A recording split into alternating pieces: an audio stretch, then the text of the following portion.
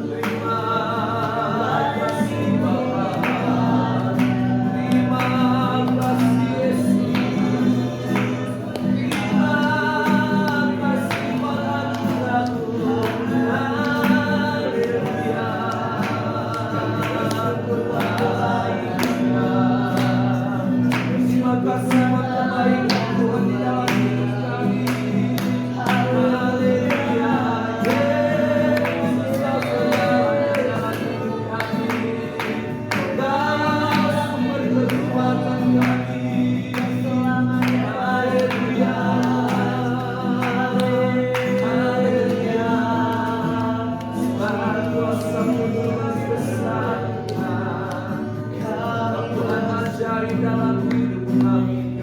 Bersyukur haleluya, haleluya, haleluya.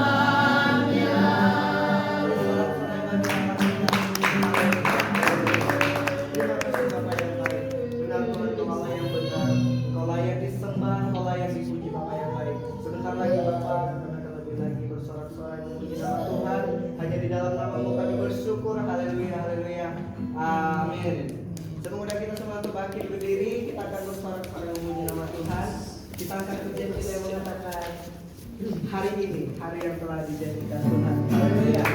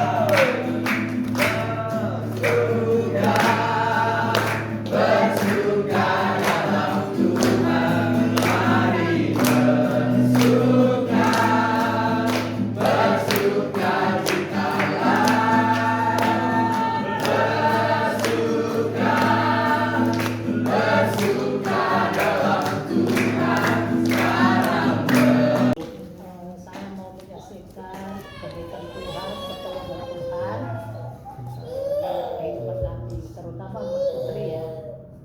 Waktu tanggal 25 Desember kita masih bergabung di sini Natal. Pulang Natal itu dia udah panas tinggi, bahkan masih di gereja itu. Sorenya itu, siangnya itu saya langsung bawa dia ke dokter. Dan makin tinggi panasnya sampai 3,9. Terus malamnya itu masih tinggi juga. Terus besoknya masih tinggi lagi panasnya. Jadi karena makin ini kan sampai saya udah berdebar itu jantung saya itu karena tengah malamnya itu sampai 4,1. Ya tinggi dia. Saya bilang dalam hati saya, yang punya Tuhan, ini nggak pernah setinggi gini, juga stek itu kalau anak-anak udah setinggi gitu. 3,8 itu aja udah mengkhawatirkan kan. Jadi 2 hari ke depan saya bawa lagi dia berobat gitu. Jadi makin lama makin ini ke dokter anak makin panasnya itu turun tapi naik lagi gitu. Dan dia mandi keringat dingin dan badannya macam es, tapi betul-betul keringat macam es badan dia. Jadi saya udah kayak khawatir gitu, tapi saya kerja gitu. Kebetulan di tempat saya kerja itu ada datang artis kan dari Jakarta, jadi saya itu harus masuk gitu, harus masuk kerja karena saya yang diharapkan untuk di depan gitu, menghandle. Jadi saya bilang nanti kalau tengah hari saya harus pulang karena saya lagi sakit. Tapi karena kayak macam kesibukan kerja, jadi saya juga harus punya perasaan juga kalau saya langsung meninggalkan gitu. Jadi tak bisa lagi di besoknya itu saya kasih obat lagi, dia naik turun sama dia. Jadi pas malam itu saya bermimpi gitu, dia kayak minta tolong gitu. Saya bermimpi mama gitu kan, saya raih tangan dia. Rupanya besoknya itu saya pergi kerja pagi-pagi, saya bilang mama bisa kerja nggak deh? Bisa, saya kasih dia sarapan dulu, kasih dia obat dulu bisa. Tapi di tempat kerja itu jam 8 pagi, saya baru masuk 1 jam, kayak hati saya udah nggak enak gitu. Jadi saya balik ke rumah itu jam 10, saya bilang mau tak mau tetap harus saya pulang, saya mau bawa nasi ke rumah sakit. Jadi saya bawa dia ke puskesmas Pancur. Jadi dites darah dia, rupanya udah lemas sekali dia jalan aja udah mau tumbang gitu. Yang punya Tuhan dalam hati saya kan. Begitu saya masuk ke ruangan dia mau dicek, bahkan anak-anak yang masih ada di ranjang itu diturunin dulu. Saya menerobos aja masuk gitu, karena udah biru bibirnya, udah biru tengah-tengah dia. Saya menerobos masuk ke ruang. Kenapa Bu? Nggak ikut antrian gitu. Saya bilang udah tak bisa, ini anak ini dah. Begitu masuk, memang orang itu ngecek dia, katanya trombosit dia tinggal 28 trombosit dia. Jadi langsung dipasang infus sama dia. Begitu dipasang infus, dirujuk ke rumah sakit RSUD, diantar sama ambulan dan dia ditangani dengan baik juga sama dokter, ditangani dengan baik gitu kan. Jadi masuklah dia ke ruang intensif dan di situ udah ada gak karuan lah hati saya di situ. Hanya bisa nangis saja gitu, hanya bisa ini kan. Udah gak peduli, udah tak ada BPJS-nya BPJS Mandiri nunggak gitu. Jadi dokternya sempat bilang BPJS-nya nggak aktif, BPJS Mandiri ya, iya udah nggak aktif, tapi diselesaikan dulu lah. Saya bilang kan, iya dulu BPJS Mandiri sempat nunggak, ada beberapa juta waktu COVID itu, jadi kami udah nggak baik. Karena saya dulu nggak jujur juga gitu, tapi dibilang ya udah kita kasih dulu anaknya gitu. Tapi kalau bisa dalam 2 hari ini udah aktif gitu, gimana cara ibu lah gitu kata orang itu kan, karena ini udah mau hari besar. Dia masuk tanggal 29 di rumah sakit, sementara tanggal 31 kan besoknya udah libur gitu. Jadi kalau nggak bisa selesai dalam tanggal 31 itu udah saya mungkin bayar mandiri lah uang anak ini kan. Jadi puji Tuhan lah ya, begitu tanggal 30-nya itu saya dengan sama dokternya, saya titip dulu anak saya ya, dia masuk ruang intensif itu. Kami pantau terus kok. Jadi puji syukur sekali mereka itu setengah jam sekali dicek terus dia nggak pernah ditinggalkan juga kan. Jadi saya pergi ke ke kantor lurah, saya bilang tolong dulu dicek BPJS saya gitu kan. Kenapa? Di kantor BPJS Mandiri dulu di Sunario, dibilang harus dibayar dulu Bu, baru kita bisa aktifkan. Aduh ya Tuhan, nangis saya di atas motor itu, di bonceng sama keponakan saya udah ada duit gitu kan. Jadi udah berdoa aja lah gitu kan. Saya pergi ke kantor lurah. Kenapa ibu nangis? Enggak, anak saya lagi dirawat tapi BPJS enggak aktif. Tolong dulu dicek saya bilang. Jadi dicek kan. Mudah-mudahan diaktifkan lah saya bilang kayak gitu. Rupanya ibu yang di kantor lurah itu baik juga, dia akan dibilang udah ibu tenang aja, kita cek dulu ya. Rupanya udah diaktifkan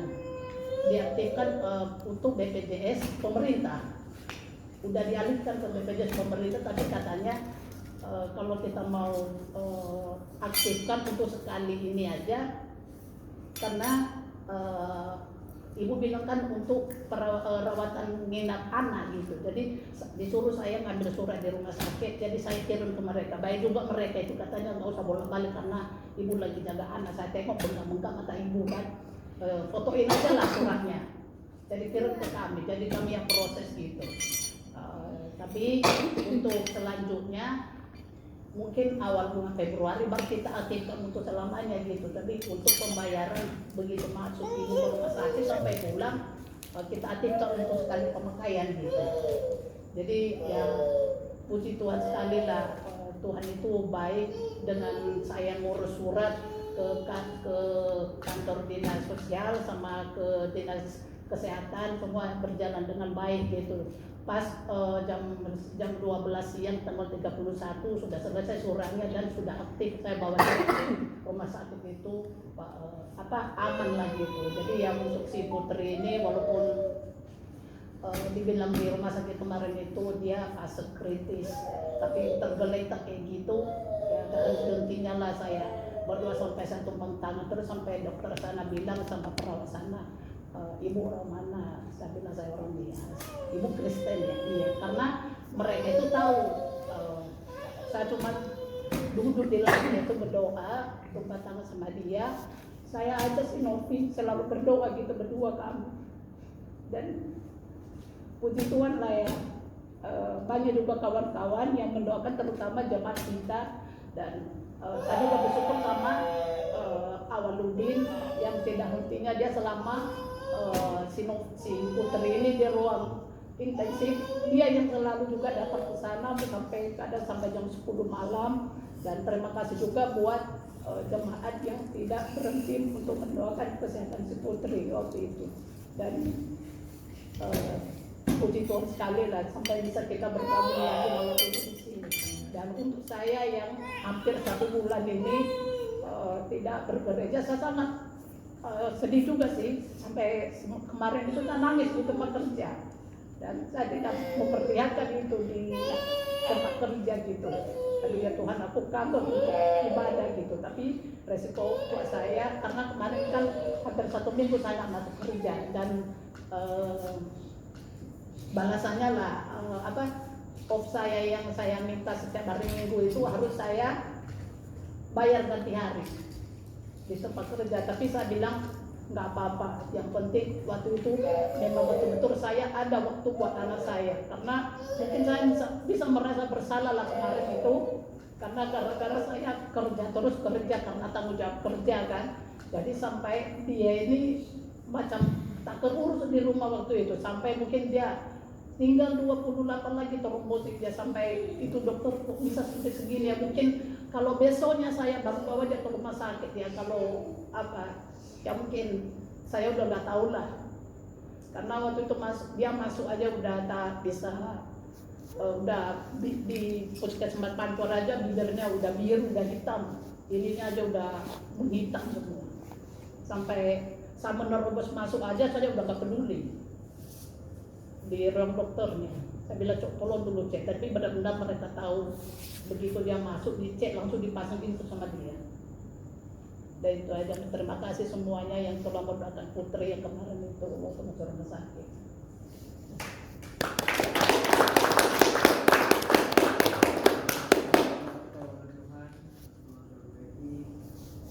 sekarang bersyukur sekarang kita sudah sembuh. Amin. Sekali lagi bersaksi Bapak Ibu.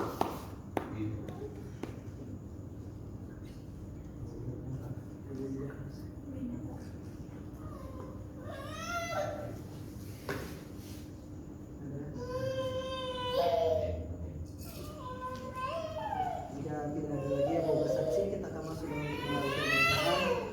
Kita angkat pujian, kita menggunakan firman jadi manusia.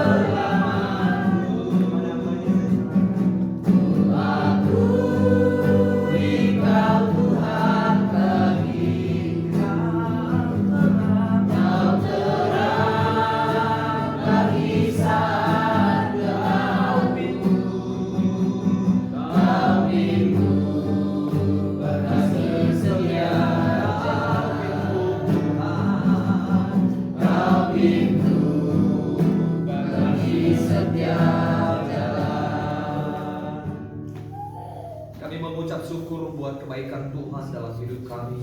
Terima kasih buat malam hari ini Tuhan. Kami jemaat Tuhan boleh hadir bersama-sama, duduk diam dalam hadirat Tuhan. Kami percaya semua karena kebaikan-Mu dalam setiap hidup kami. Di ibadah KTB perdana di tahun 2026 ini Tuhan, kami rindu kami memulai sesuatu yang baru dalam hidup kami. Persekutuan yang lebih dalam bersama dengan Tuhan. Bapa di sorga, kami rindu Tuhan jamah setiap hati kami. Sehingga Bapa di sorga, ketika kami mendengarkan firman Tuhan, bukan hanya kami setia mendengarkan Tuhan, tetapi biarlah kami melakukan firman-Mu di dalam setiap kehidupan kami. Terima kasih Tuhan, berbicara bagi kami lewat hamba-Mu dalam menyampaikan kebenaran firman Tuhan. Berkati mulut bibir hamba-Mu Tuhan, firman yang keluar menjadi firman yang hidup, firman yang ditaburi menjadi firman yang bertumbuh dan berbuah dalam setiap kehidupan kami. Terima kasih Tuhan, terima kasih Bapa di surga. Kami siap mendengarkan firman Tuhan. Di dalam nama Yesus Kristus kami berdoa, mengucap syukur. Haleluya, amin. Baik Bapak Ibu, salam. Ada sukacita, amin. Selamat tahun baru. Ini masih tahun baru, suasana tahun baru biasanya dikatakan 1 bulan suasana tahun baru. Selamat tahun baru buat Bu Ida. Ini baru bertemu buat Bu Ida ya. Udah 1 tahun Bu Ida kita nggak ketemu. Akhirnya di KTP malam hari ini kita ketemu. Jadi kan juga di 1 tahun kita nggak ketemu, dan kita bersyukur kita boleh melihat Bapak Ibu, saudara-saudari malam hari ini boleh hadir dengan penuh sukacita. Nah, kita bersyukur buat kesaksian Bu Evi. Kita percaya Bapak Ibu bahwa pertolongan yang sempurna, pertolongan yang luar biasa hanya berasal daripada Tuhan. Amin. Baik, Bapak Ibu, di tahun 2026 ini ada satu kebenaran firman Tuhan. Ini bukan menjadi ayat renungan kita ya, tetapi saya mau ingatkan Bapak Ibu dari Ibrani 5 ayat 13. Yuk, kita buka dulu. Saya teringat satu kebenaran firman Tuhan Bapak Ibu untuk memulai tahun 2026. Saya hanya bacakan bagi kita. Bapak Ibu ada yang sudah hafal? Ini firman ini sering dengar Bapak Ibu. Salah nggak sih? Nah, saya akan baca 13 dan 14 sama-sama kita baca untuk memulai renungan kita pada malam hari ini. 1, 2, 3. Sekali lagi. Udah dapat semua Bapak Ibu ya? Bu Ida udah dapat? Belum. Silakan bantu dulu. Yuk. Ibrani pasal 5 ayat 13 sampai 14. Jadi kita rindu di tahun 2026 ini Bapak Ibu, bagaimana nanti ayat firman Tuhan ini mengingatkan setiap kita bahwa hidup kita harus lebih dalam lagi bersama dengan Tuhan. Apa yang Tuhan mau dalam hidup kita? 13, 14, 1, 2, 3. Sebab barang siapa masih memerlukan susu, ia tidak memahami ajaran tentang kebenaran, sebab ia adalah anak kecil. Tetapi makanan keras adalah untuk orang dewasa, yang karena mempunyai panca indera yang terlatih untuk membedakan yang baik daripada yang jahat. Amin. Nah, dikatakan firman Tuhan, sebab barang siapa yang masih memerlukan susu. Siapa yang masih minum susu? Semua kita minum susu Bapak Ibu ya. Nah, kalau udah dewasa sudah bisa minum kopi, makanan keras, nggak bisa makan tulang ayam, tulang babi, saudara udah bisa makan. Nah, tetapi lebih dari itu, bagaimana firman Tuhan mengingatkan bagi kita pada malam hari ini bahwa sebagai orang yang sudah dewasa, sebagai orang yang sudah percaya, yang sudah hidup di dalam Tuhan, makanannya lagi bukan susu, tetapi makanan keras. Makanya dikatakan firman Tuhan, segala tulisan yang diilhamkan Allah berguna untuk apa? Mengajar, apalagi? Berguna untuk mengajar, bermanfaat untuk mengajar, menyatakan kesalahan, memperbaiki kelakuan, dan untuk mendidik orang dalam kebenaran. Makanya dikatakan seharusnya makanan orang dewasa, makanan keras. Sekalipun kita dihajar oleh kebenaran firman Tuhan, kesalahan kita dinyatakan lewat kebenaran firman Tuhan, saudara harus kita terima. Saudara nggak boleh ngambek ya. Jadi malam hari ini kita akan lihat apa yang mau saya sampaikan bagi kita. Di dalam Mazmur saudara ada 2 orang dijelaskan bahwa antara orang fasik dan orang benar. Nah, kita lihat ya Bapak Ibu ya, ini menjadi perenungan kita. Saya awali tadi firman Tuhan ini supaya kita paham. Jadi nanti saudara, kalau ada firman Tuhan yang mendekat dalam hidup kita, yang mungkin itu menyatakan bahwa itu saya, saudara bersyukur daripada sama sekali saudara jadi ingatkan. Amin. Makanya dikatakan firman Tuhan, harusnya makanan kita makanan keras, kita harus kebal, kita harus kuat. Apapun yang firman Tuhan sampaikan dalam hidup kita. Kalau saudara terkasih kita sudah kuat di dalam Tuhan, maka di tahun 2026 ini kita percaya sebagaimana tema tahunan pada tahun ini berbicara tentang kesetiaan dan berbuah lebat. Maka saya percaya kita akan menjadi jemaat-jemaat yang berbuah. Amin. Baik Bapak Ibu, kita buka dalam Mazmur. Kita buka di dalam Mazmur pasal 92. Sekali lagi Mazmur pasal 92 ayat 13 sampai ayatnya yang ke-16. Kita bacakan di situ seharusnya satu pasal, tapi saya akan jelaskan ayat sebelumnya. Kita baca dulu dari 13 sampai dengan ayatnya yang ke-16. Yang sudah mendapatkan katakan amin. Nah, jadi ayat 13 yang bacakan anak-anak muda dan ayat 14 yang membacakan Bapak Ibu ya, orang tua ya. Dalam hitungan ketiga anak muda 1, 2, 3. Orang benar akan bertunas seperti pohon korma, akan tumbuh seperti pohon aras di Libanon. Mereka yang ditanam di bait Tuhan akan bertunas di pelataran Allah kita. Pada masa tua mereka masih berdua menjadi gemuk dan segar. Untuk memberitakan bahwa Tuhan itu benar, bahwa Ia gunung batuku dan tidak ada kecurangan padanya. Oke, baik Bapak Ibu, bahwa Mazmur ini kalau kita lihat bahwa di sini kita lihat berisi tentang nyanyian di hari Sabat. Nah, itu kalau Bapak Ibu lihat 92 perikopnya di bawah itu nyanyian untuk hari Sabat. Nyanyian di hari bagaimana kita datang sama Tuhan, ini adalah bentuk nyanyian Mazmur kepada Tuhan. Nyanyian itu berbicara tentang ucapan syukur kepada Tuhan atas apa yang mereka alami dan atau atas apa yang kita alami.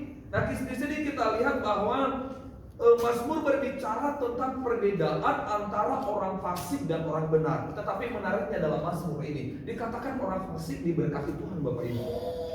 Dikatakan orang fasik, dikatakan mereka berkembang, mereka makmur.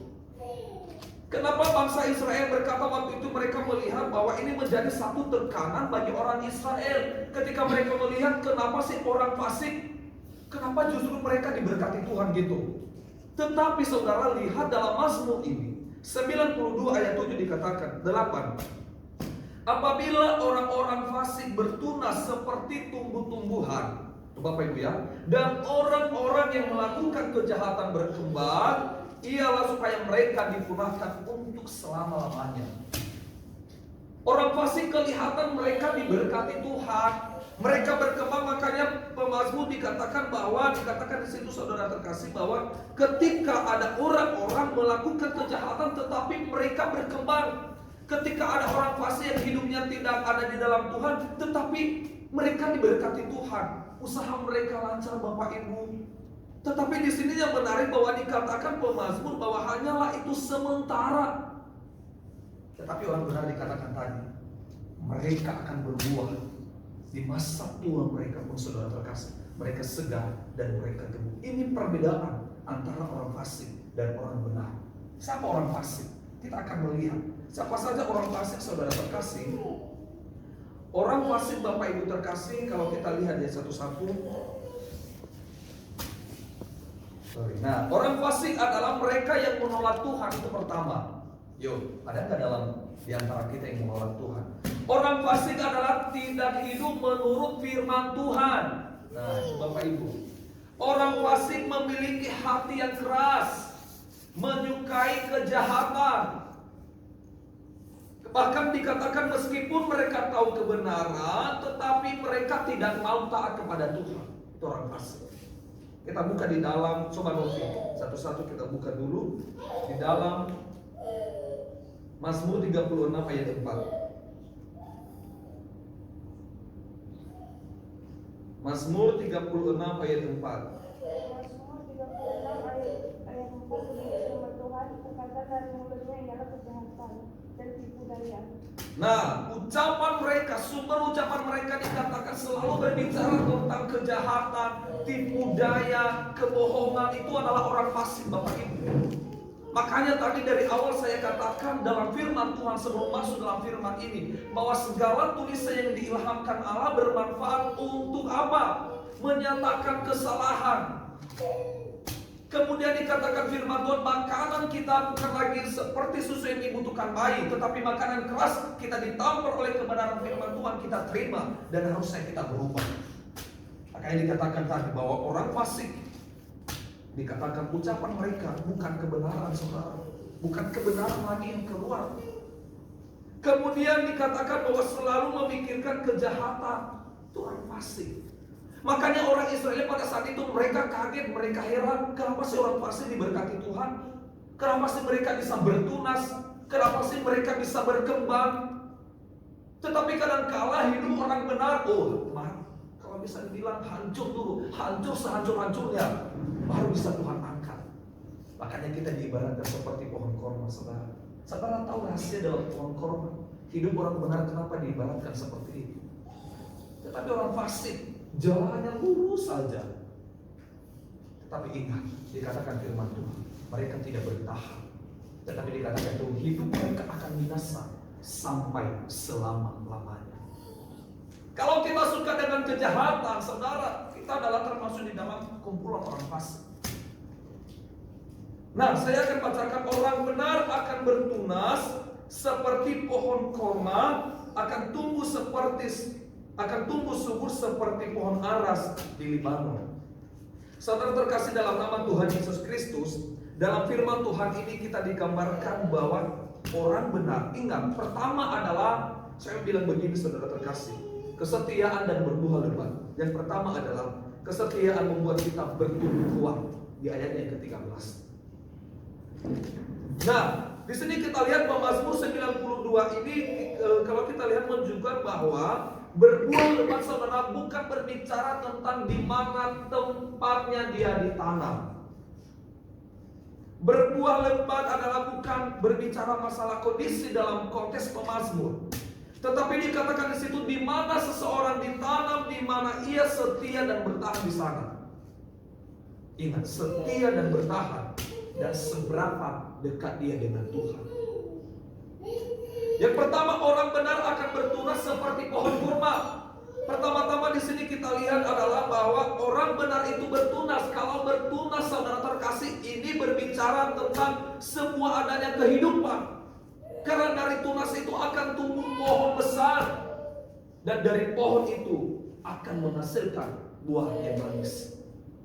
Orang benar diibaratkan pohon korma. Kenapa? Pohon korma saudara terkasih, kalau kita lihat di situ bahwa dia hidup di tanah yang kering. Dikatakan bahwa pohon korma itu hidup di tanah yang kering, tidak ada air. Tetapi yang luar biasanya ketika dia ditanam saudara terkasih, dia berusaha untuk hidup. Dia harus berakar dulu, antara berapa dalam dia berakar sampai dia ketemu sama air, baru dia bisa hidup, dia bisa bertunas. Bayangkan, akan dikatakan beratus-ratus meter akarnya sampai ke dalam tanah, sampai ia menemukan air. Saudara terkasih, ia tumbuh, ia bertunas. Dan saudara kalau sudah pernah makan buah ini, itu buahnya sangat manis sekali, sangat enak sekali Bapak Ibu. Dan tidak mudah dia menghasilkan buah itu. Bertahun-tahun dulu dia diproses, dan akhirnya dia menghasilkan buah yang baik. Demikian juga orang benar, makanya dikatakan orang benar itu seperti pohon korma saudara. Saat ini kita nggak dapat apa-apa, saat ini kita diuji Tuhan, kita diproses Tuhan bertahun-tahun. Tetapi percaya, ketika kita setia sama Tuhan, ketika kita taat sama Tuhan, ini menjadi janji firman Tuhan di dalam setiap kehidupan kita. Yang pertama adalah kita harus hidup benar di hadapan Tuhan.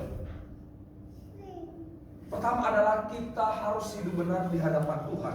Orang benar itu saudara terkasih, kita akan buka dalam kebenaran firman Tuhan. Kalau tadi orang fase saya sudah sampaikan, maka bagaimana kehidupan orang benar menurut Alkitab? Kemudian orang benar itu saudara terkasih, kalau dikatakan dalam Alkitab, mereka yang hidup di dalam Tuhan. Kalau bahkan dikatakan di dalam Mazmur, orang benar hidup seperti pohon yang ditanam di tepi aliran air. Pada musimnya mereka akan berbuah. Itu adalah orang-orang yang takut akan Tuhan, orang-orang yang hidup di dalam Tuhan. Hidup mereka ditolong Tuhan, hidup mereka diberkati Tuhan saudara terkasih. Nah, artinya apa? Bahwa orang benar itu menghasilkan buah kehidupan saudara terkasih. Kita akan lihat satu ayat saja Bapak Ibu.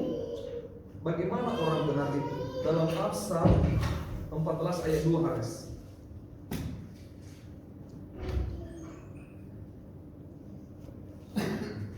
Amsal 14 ayat 2. Karena 14 ayat 2 demikian firman Tuhan, siapa berjalan dengan jujur takut akan Tuhan, tetapi orang yang dusta jalannya menghina Dia. Pertama, takut akan Tuhan, jalannya lurus Bapak Ibu. Sekali lagi, kehidupan orang benar adalah kehidupan yang takut akan Tuhan, kehidupan yang berjalan dalam kebenaran firman Tuhan. Itu adalah jalan orang benar. Itu adalah kehidupan orang benar. Artinya apa? Takut akan Tuhan, menghormati Tuhan. Bapak itu makanya kenapa sih saya sering ya, kadang-kadang saya sering WA jemaat, datang ibadah. Itu adalah salah satu cara kita menghormati Tuhan, menjadikan Tuhan sebagai pusat hidup kita. Itu adalah kehidupan orang benar. Kalau kita sudah ada dalam situasi ini saudara terkasih, maka percaya kehidupan orang fasik tadi sesungguhnya tidak ada dalam hidup kita. Di mana kita nggak menghormati Tuhan, di mana kita seolah-olah kita tolak Tuhan.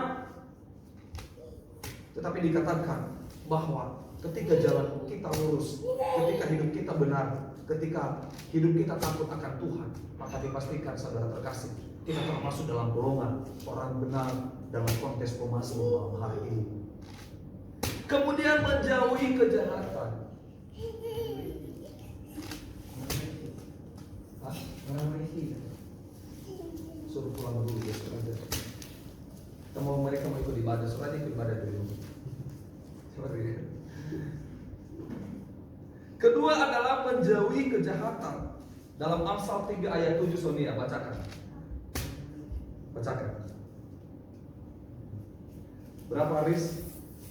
Amsal 3 ayat 7. Yuk, silakan bacakan Amsal 3 ayat 7. Janganlah engkau menganggap dirimu sendiri bijak, takutlah akan Tuhan dan jauhilah kejahatan. Takutlah akan Tuhan dan jauhilah kejahatan. Amin, Metias. Takut akan Tuhan, jauhilah kejahatan. Sesungguhnya saudara terkasih, orang kalau hidup kita menjadi hidup orang benar, sesungguhnya kita tidak nyaman tinggal di dalam dosa, percayalah. Sekali lagi, kalau kita hidup kita benar, kehidupan kita sudah ada di dalam Tuhan, sesungguhnya percaya sebenarnya kita nggak nyaman tinggal di dalam dosa. Bahkan kita akan cepat bertobat kalau kita tahu itu adalah dosa yang kita lakukan. Nah, makanya diibaratkan orang benar itu bertunas seperti pohon korma. Saudara terkasih, kita diuji, kita diproses sampai kita berbuat, kita sudah kuat, dan itu adalah percaya Tuhan sudah memberkati kita.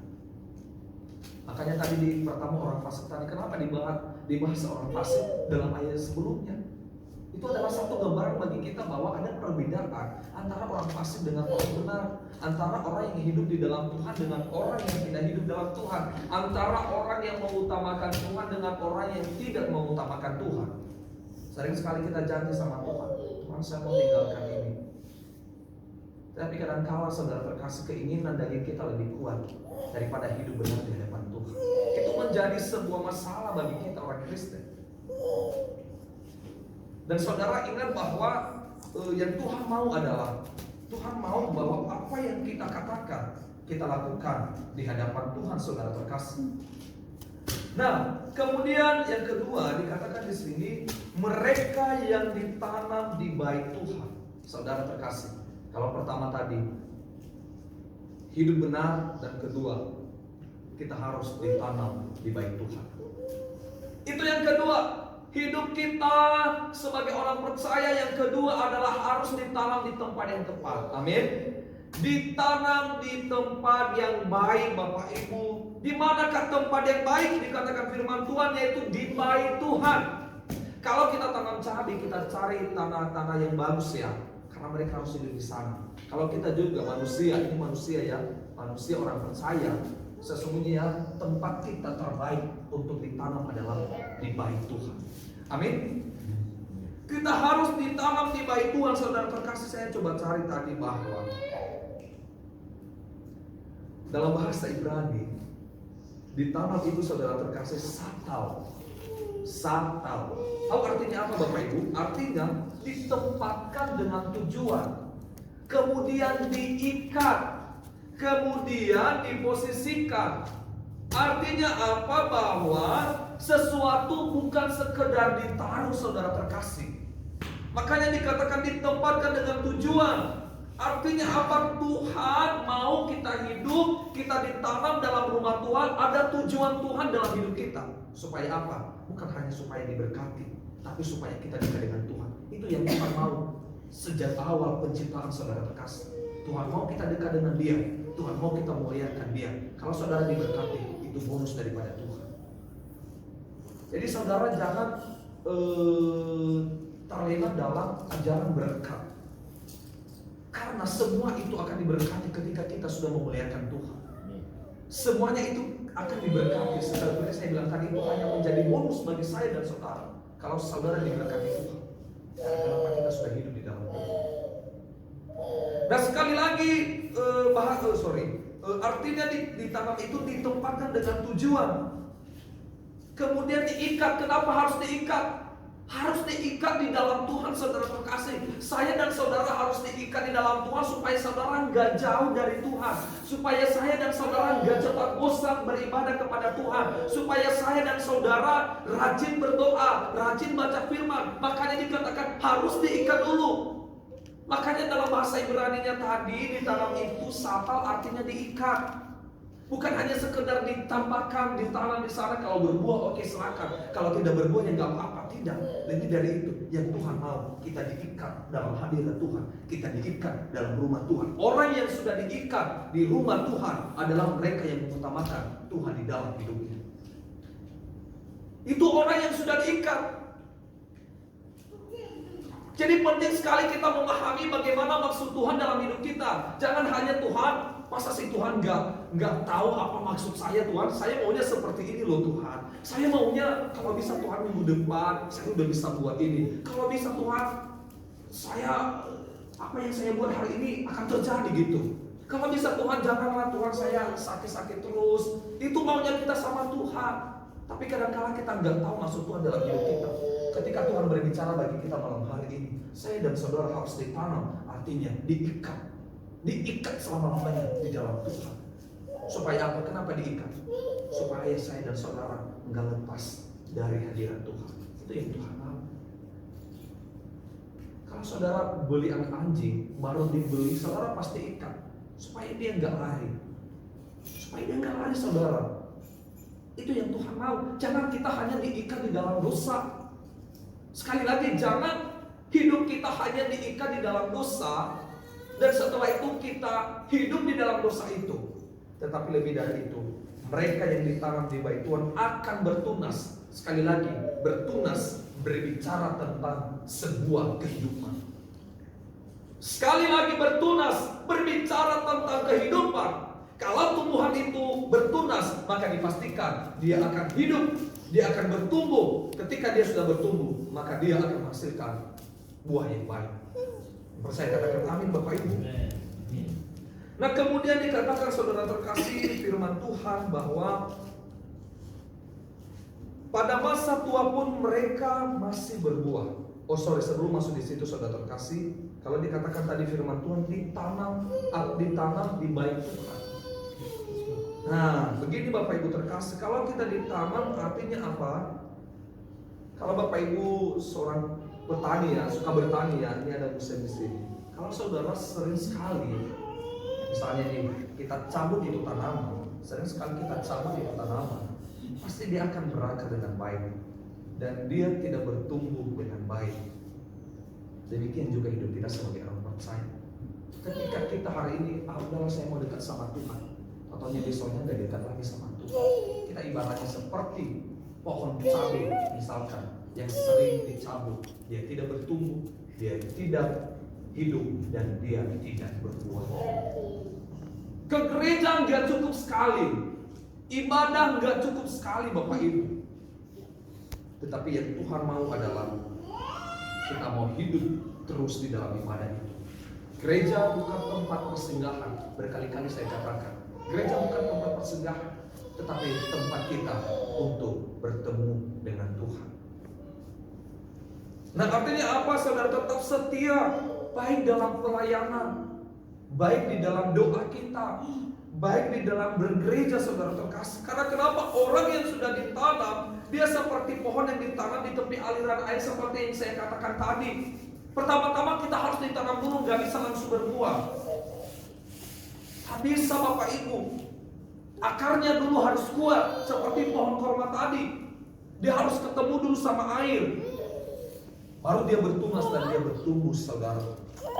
Nah, kemudian yang ketiga adalah kesetiaan membuat kita berbuah lebat. Itu yang ketiga.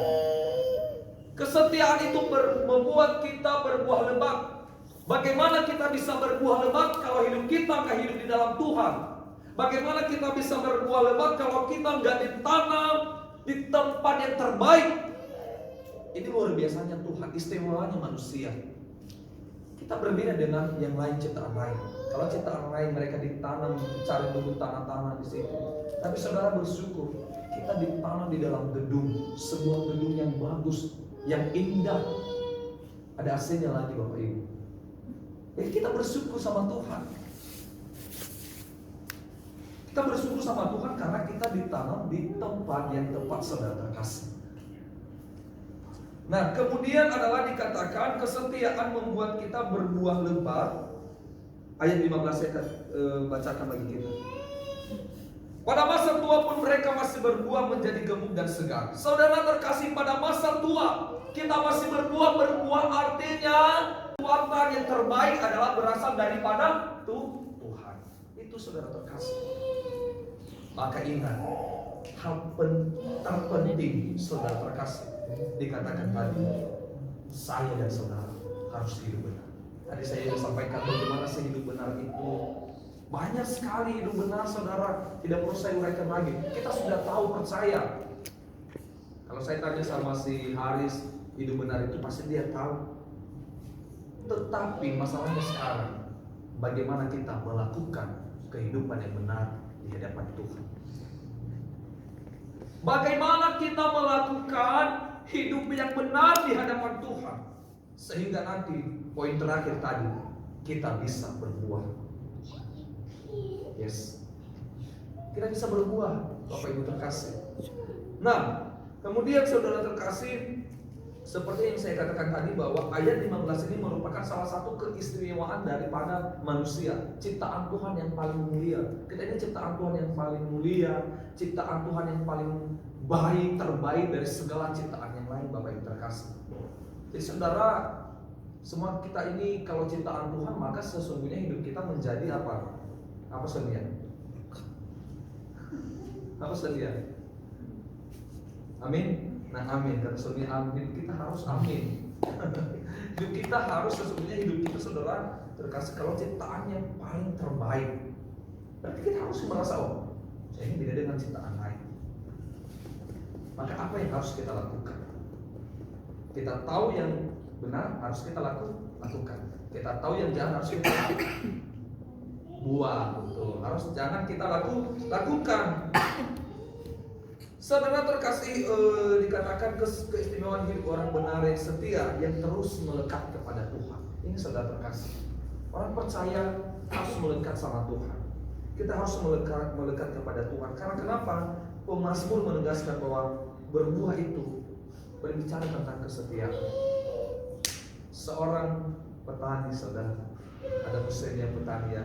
So besok kita ke kebun dia. Kalau Bapak Ibu tak pernah lihat, masyarakat bertani silahkan datang ke tempat musim. Pasti dirawat dengan baik. Berbeda dengan tanaman saya di sana, udah dicabut. Udah dicabut, yang sudah mau berbuah, udah dirawat baik-baik, tapi udah dicabut orang. Akhirnya saya malas merawatnya. Saya lihat tadi cabenya udah berbuah 3 biji. Ada cabenya 3 biji. Karena itu salah satu, karena nggak pernah dipupuk, nggak pernah disiram, nggak pernah dirawat. Akhirnya dia berbuah sedikit. Nah, demikian juga orang percaya kehidupan kita. Kalau kita terus setia sama Tuhan, saudara terkasih, maka hal terakhir ini akan digenapi dalam hidup kita. Maka terakhir, kalau kita sudah hidup setia, kita sudah berbuah, saudara terkasih, yaitu tujuannya apa? Memberitakan bahwa Tuhan itu benar. Itu goalnya. Bukan hanya dalam diri kita, bukan hanya kita yang kita tahu, tetapi goalnya adalah memberitakan bahwa Tuhan itu benar, memberitakan kebenaran firman Tuhan dalam keluarga kita, dalam tetangga kita, bahkan dimanapun kita berada, saudara terkasih. Amin. Nah, jadi ada 3 hal penting sekali yang harus kita tanam dalam hidup kita pada malam hari ini. Saudara terkasih, ingat dulu bahwa makanan kita lagi bukan makanan susu, makanan baik yang harus dibilang kamu diberkati Tuhan, harus gini, harus disayang-sayang, tidak. Tapi makanan kita adalah makanan keras. Di saat firman Tuhan ini menegur kita, apa yang kita lakukan, saudara dan saya harus hidup berubah di hadapan Tuhan. Itu yang harus kita lakukan. Bukan seperti anak-anak, kalau ditegur mereka ngambek, meranjuk, saudara terkasih. Tetapi lebih dari itu, makanan keras orang percaya yang sudah ada di dalam Tuhan. Sekalipun kita ditegur, kita diingatkan, kesalahan kita dinyatakan, maka kita akan berubah di hadapan Tuhan. Amin. Nah, maka pertama adalah kesetiaan membuat kita bertumbuh kuat.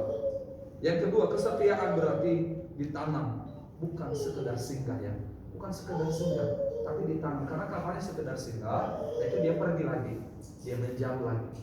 Tetapi harus ditanam, harus diikat saya dan saudara dalam Tuhan. Dan yang ketiga, kesetiaan membuat kita berbuah lebat. Percaya katakan, amin. Nah, Bapak Ibu terkasih, biarlah firman Tuhan di malam hari ini terus menguatkan setiap kita. Kerinduan kita di tahun 2026, saudara terkasih, tahun 2026 ini kita berjalan bersama-sama dengan Tuhan. Ya Bapak Ibu ya, seperti yang dikatakan firman Tuhan tadi, bahwa kita harus mulai belajar. Kita seperti orang dewasa. Dewasanya apa? Dewasa di dalam Tuhan, dewasa rohani di dalam Tuhan, saudara. Jadi apapun masalah ke depan, apapun tantangan di tahun 2025, kita percaya kita bisa melewati bersama dengan Tuhan. Amin. Baik, demikian kebenaran firman Tuhan, saudara terkasih. Biarlah firman Tuhan ini jangan hanya kita dengar, tetapi jadilah pelaku. Setelah saudara menjadi pelaku, jadilah penyambung lidah Tuhan yang menyampaikan isi firman kepada siapapun. Saudara terkasih, jangan jauh-jauh dulu di dalam keluarga kita. Kalau masih ada keluarga kita yang kita tahu jauh dari Tuhan, maka saya dan saudara menjadi harusnya agen perubahan dalam setiap keluarga kita masing-masing. Amin. Baik, demikian firman Tuhan, kita berdoa. Bapak, terima kasih, kami bersyukur kebenaran firman Tuhan malam hari ini mengingatkan kami kembali ya Tuhan, supaya hidup kami menjadi hidup benar di dalam Tuhan. Dan kemudian kami rindu Tuhan, kami ditanam di rumah Tuhan. Ketika semuanya itu sudah terjadi, maka kami percaya di masa tua kami pun kami masih berbuah. Kami berbuah berdampak. Kami segar sebagai bukti Tuhan penyertaan-Mu dalam hidup kami. Terima kasih Bapa, jamah setiap hati kami Roh Kudus-Mu, Engkau menolong kami Bapa di surga. Engkau Tuhan tambah-tambahkan pengertian dalam setiap kehidupan kami. Dalam nama Yesus Kristus kami berdoa, mengucap syukur, haleluya, amin. Amin. Berkati firman Tuhan, amin. Amin. Terima kasih pada hari ini firman Tuhan. Sekarang tiba saatnya kita akan memberikan persembahan kita. Sebelum mari kita satukan hati kita berdoa. Tuhan, terima kasih Bapa yang baik, dalam malam hari ini Bapa yang diberikan Tuhan, kami sudah mendengar sebagai firman-Mu, menjamah hati kami, pikiran kami, bila firman sudah kami dengar Tuhan tidak berlalu begitu saja, maka baru menjadi rema seperti itu kami. Sekarang kami akan memberikan persembahan kami. Tuhan memberkati setiap yang kami memberi, maka Tuhan memberi, Tuhan memberkati, berkati segala usaha pekerjaan, segala semuanya Tuhan limpahkan dalam setiap kehidupan kami Bapa. Dalam nama-Mu kami bersyukur, haleluya, amin. Kita akan pujian kita, segala puji syukur hanya bagi Tuhan.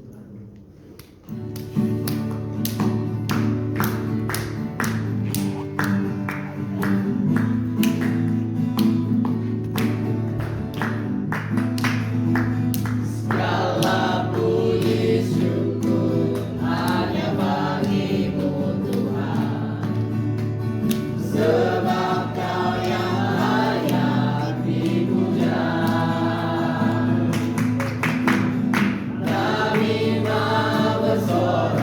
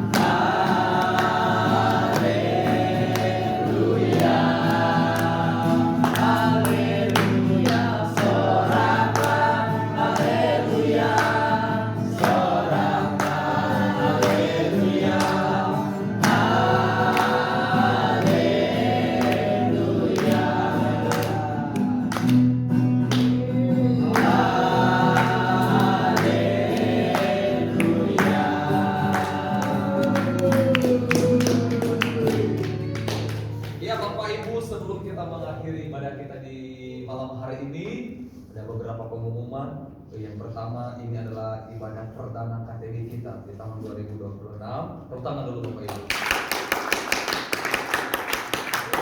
Teman-teman saudara terkasih, jadi biasanya ya kita akhir bulan kan. Nah dia di akhir bulan ya, bukan ya? Kalau ini bukan akhir bulan KTB ya? Dari akhir bulan.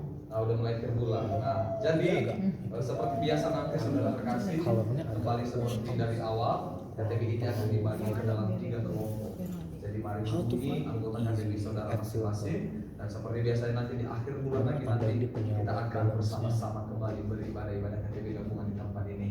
Yang kedua, saudara terkasih, saya umumkan hari ini kita ada ibadah dan kebetulan khotbahnya Bapak Ibu dari luar. Yang paling penting adalah saudara mari kita datang beribadah. Jangan kayak kemarin ya. Kita maksud saya gini, Bapak Ibu mari mengingatkan gitu, ingatkan keluarga masing-masing. Nah, jadi kita rindulah seluruh jemaat Tuhan bisa datang beribadah pada hari Minggu. Kalau bisa datang ke rumah masing-masing. Nah, jadi karena dari luar Bapak Ibu kami mohon, ini sebenarnya bukan karena dari luar, tetapi ini menjadi kerinduan kita saudara terkasih. Karena gini ya, kadang-kadang kita lihat hari ini datang gini, besoknya nggak datang gini. Jadi kalau semuanya sebenarnya sekaligus datang beribadah, kita banyak Bapak Ibu. Nah, apalagi Bu Ida ya sekarang udah banyak keluarga, udah banyak ya. Nah, coba kalau Bu Ida datang satu keluarga udah penuh, sorry. Jadi udah banyak gitu ya, udah banyak. Jadi karena ini dari luar, saya percaya Bapak Ibu ada antusias jemaat gitu, ada antusias jemaat untuk datang beribadah kepada Tuhan. Dan penyakit yang sering terjadi adalah terlambat. Ini Bapak Ibu kalau boleh jangan terlambat. Saya percayalah seperti yang disampaikan firman Tuhan tadi. Kita hidup di dalam Tuhan ya. Kalau bisa Bapak Ibu jangan terlambat. Kalau di tempat kerja aja kita nggak bisa terlambat, apalagi sama Tuhan harusnya seperti itu. Kita lebih menghargai Tuhan Bapak Ibu ya. Amin. Oke, sekali lagi kita akan ibadah hari Minggu jam 10 pagi. Bapak Ibu silakan datang beribadah. Kita percaya kesaksian orang-orang baru dalam gereja menjadi kesaksian yang hidup bagi kita, yang akan menguatkan setiap kita Bapak Ibu. Amin. Nah, jadi demikian pengumuman. Ada pertanyaan? Kalau tidak ada pertanyaan, Bapak Ibu kita akan mengakhiri ibadah kita di malam hari ini. Dan seluruh pelayan Tuhan silakan persiapkan diri. Kalau bisa di tahun 2026 terus belajar lah. Apalagi khususnya pemain musik ya. Terus belajar, jangan bosan dan jangan cepat puas. Oke Bapak Ibu kita akan berdoa. Pertama sekali nanti kita akan berdoa buat Bu Widi Astuti. Di mana Mama Met? Masih ngilu. Coba diluruskan. Udah bisa diluruskan. Nah, kita harus berdoa buat Bu Widi Astuti ya. Bapak Ibu kita doakanlah supaya ibu ini cepat sembuh dan cepat ditolong Tuhan. Kemudian Bu Sylvia udah lama gak ada kabar ya. Kemarin terakhir kita ketemu di tempat Usen kalau nggak salah. Iya ya, tempat Usen terakhir, dan kita lihat keadaan dan kondisinya ya kurus sekali Bapak Ibu. Dan kita berdoalah apapun penyakit Bu Sylvia, Tuhan sembuhkan Bapak Ibu. Dan kemudian kita akan berdoa buat persiapan dalam ibadah kita, baik ibadah KTB, ibadah doa malam, ibadah remaja pemuda, ibadah raya, dan ibadah sekolah minggu. Kita berdoa saudara terkasih supaya melalui ibadah ini kita semakin bertumbuh di dalam Tuhan. Untuk itu nanti di akhir pujian kita akan sama-sama berdoa saudara terkasih, dan akan sama Tuhan kita berikan hati kita untuk berdoa. Kita akan pujian bagi Tuhan. Kita akan pujian bagi Tuhan. Kiranya Engkau memberkati aku. Amin.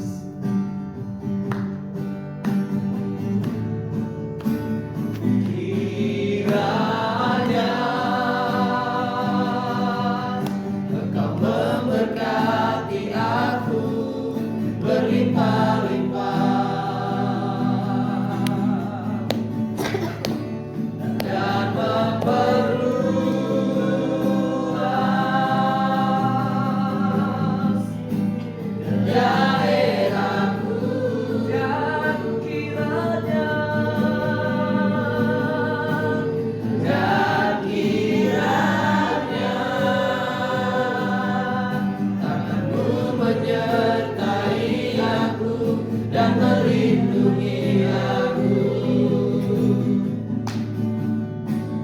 daripada malapetaka sehingga kesakitan tidak menimpa aku. Mari kita sama-sama berdoa. Terima kasih Tuhan, terima kasih Bapa di sorga. Kami bersyukur buat kebaikan Tuhan dalam hidup kami. Terima kasih buat malam hari ini dalam ibadah perdana KTB kami Tuhan Yesus. Kami percaya semua karena kebaikan-Mu, semua karena anugerah Tuhan dalam hidup kami. Tuhan, kami berdoa buat jemaat-jemaat yang sedang sakit saat ini Bapa di sorga, mengalami kelemahan fisik Tuhan. Kami berdoa buat Bu Widi Astuti, berdoa buat Ibu Sylvia, bahkan seluruh jemaat yang tidak bisa kami sebut satu persatu yang sedang sakit Tuhan. Kami mohon Tuhan Yesus, tangan Tuhan yang penuh kuasa, Engkau menjamah setiap kehidupan mereka. Sakit penyakit mereka kami percaya Tuhan sembuhkan di dalam nama Yesus Kristus. Kami percaya kami masih punya Tuhan yang sama Tuhan. Kami percaya ya Tuhan Yesus, apapun sakit penyakit mereka dari ujung kaki sampai ujung kepala Tuhan Engkau sembuhkan. Tuhan jamah di dalam nama Yesus Kristus. Cukupkan apapun kebutuhan mereka dan dana yang mereka butuhkan dalam proses pengobatan. Biarlah Tuhan Engkau Allah yang mencukupkan segalanya dalam setiap kehidupan mereka. Terima kasih Tuhan, terima kasih Bapa di sorga. Hamba berdoa juga Tuhan Yesus buat seluruh jemaat Tuhan yang hadir di malam hari ini di ibadah KTB. Tuhan Yesus, kami telah mendengarkan kebenaran firman Tuhan bahwa ada perbedaan antara orang fasik dengan orang yang hidup benar di hadapan Tuhan. Ini menjadi kerinduan kami bersama-sama Tuhan. Kadangkala kami tidak mampu untuk melakukan hidup yang benar di hadapan Tuhan. Untuk itu kami minta pimpinan daripada Tuhan. Roh Kudus-Mu yang berdiam dalam setiap hidup kami Tuhan, mengingatkan kami untuk kami boleh melakukan apa yang Tuhan inginkan dalam hidup kami. Kami boleh mengatakan tidak terhadap dosa, dan kami mau hidup jalan lurus Tuhan, sebagaimana yang Tuhan mau dalam hidup kami ya Tuhan. Kami mohon Tuhan firman-Mu bekerja dalam setiap hidup kami, sehingga kami ditempatkan Tuhan menjadi jemaat yang setia, menjadi jemaat yang taat. Ketika kami sudah taat Tuhan, dan ketika hidup kami sudah benar di hadapan Tuhan, maka kami percaya janji-janji pertolongan Tuhan, janji-janji penyertaan Tuhan terjadi dalam setiap kehidupan kami. Sebagaimana Tuhan Yesus firman mengingatkan kami, hidup orang percaya seperti pohon korma ya Tuhan Yesus, yang diuji Bapa di sorga, yang diproses sehingga dia menghasilkan buah yang baik. Demikian juga hidup kami, ketika kami bertahan dalam ujian, ketika kami bertahan dalam proses, maka kami percaya kami akan menghasilkan juga buah yang baik. Bahkan di masa tua kami masih bertambah, kami masih gemuk, dan kami masih segar ya Tuhan, semua karena kebaikan-Mu. Kami berdoa buat seluruh jemaat yang tidak bisa hadir di malam hari ini, Bapa di sorga, dimanapun mereka berada, apapun aktivitas mereka, kami berdoa bagi mereka doa yang sama Tuhan. Tuhan yang menolong hidup mereka, Tuhan yang mengubah hati mereka, Tuhan yang memulihkan hidup mereka, Tuhan yang memberkati mereka pekerjaannya Tuhan. Dan kami percaya di ibadah-ibadah berikutnya kami boleh beribadah bersama-sama, karena kami percaya anugerah-Mu ada dalam hidup mereka, pertolongan-Mu sempurna dalam hidup mereka. Dan ingatkan mereka zaman Tuhan, ketuk pintu hati mereka, sehingga mereka mencari Tuhan terlebih dahulu dalam setiap kehidupan mereka. Terima kasih Bapa, terima kasih ya Tuhan Yesus. Bahkan kami berdoa dalam ibadah-ibadah kategorial kami, ibadah-ibadah KTB kami ya Tuhan Yesus, ibadah doa malam Tuhan, ibadah remaja pemuda, ibadah raya, ibadah sekolah minggu. Bapa di sorga, ini menjadi kerinduan kami di hadapan Tuhan. Biarlah ibadah-ibadah ini tempat kami bertumbuh bersama-sama, tempat kami saling menguatkan Tuhan Yesus, tempat kami saling mengasihi satu dengan yang lain ya Tuhan. Sehingga Bapa di sorga, melalui ibadah ini kami bertumbuh di dalam Tuhan, kerohanian kami, iman kami semakin ada di dalam Tuhan. Terima kasih Tuhan, dan jadikan kami juga Tuhan menjadi Tuhan penyambung lidah Tuhan, yang menyampaikan kebenaran firman Tuhan, baik dalam keluarga kami masing-masing, di lingkungan kami, tempat pekerjaan kami, di sekolah, dan dimanapun kami berada. Pakai kami percaya itu firman-Mu yang mengatakan kepada kami, biarlah kami pergi memberitakan firman-Mu, menjadikan semua bangsa menjadi murid. Kami percaya tidak ada yang mustahil bagi Tuhan. Tuhan pakai seluruh kehidupan kami. Terima kasih Tuhan. Kalau sebentar kami berpisah dari tempat ini. Dan sebelum kami berpisah Tuhan, kami mohon berkat Tuhan turun atas setiap kehidupan kami. Jemaat Tuhan, mari sama-sama bangkit berdiri dalam hadirat Tuhan. Kita akan terima berkat daripada Tuhan. Kiranya Tuhan memberkati engkau dan melindungi engkau. Tuhan menyinari engkau dengan wajahnya, memberi engkau kasih karunia. Tuhan menghadapkan wajahnya kepadamu, memberi engkau damai sejahtera. Pulanglah dan terimalah berkat daripada Allah Bapa, cinta kasih dari anaknya Yesus Kristus, persekutuan yang manis dengan Roh Kudus menyertai kita hari ini sampai selama-lamanya. Di dalam nama Yesus Kristus kami telah berdoa dan kami telah menerima berkat Tuhan, dan kami siap menjadi berkat dimanapun Tuhan tempatkan kami. Setiap orang percaya, sama-sama kita katakan amin.